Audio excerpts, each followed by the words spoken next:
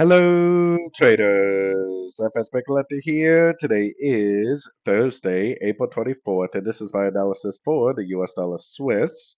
If you haven't done so yet, definitely do check out my free Discord channel, which is linked down here in the corner at the end of the video. And make sure you check out my website, fxpipcollector.com. Watch the video on the home screen to learn more.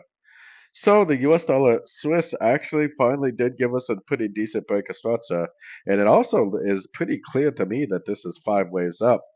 So five waves up means that we're probably now going to make a correction to those five waves. So put your Fibonacci retracement on those five waves. Look for three waves down. If it goes down to any one of these fib levels after a three-wave pullback and makes a nice engulfing move to the upside, I definitely would take it for a long.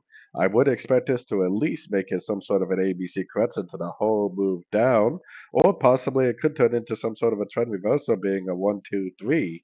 So whether it's a wave 1, 2, 3 or an ABC, trying to get long at the end of this pullback that we're currently in is probably going to be a pretty decent trade, even if it is a wave C. If it's a wave 3, then it's going to be a very, very good trade.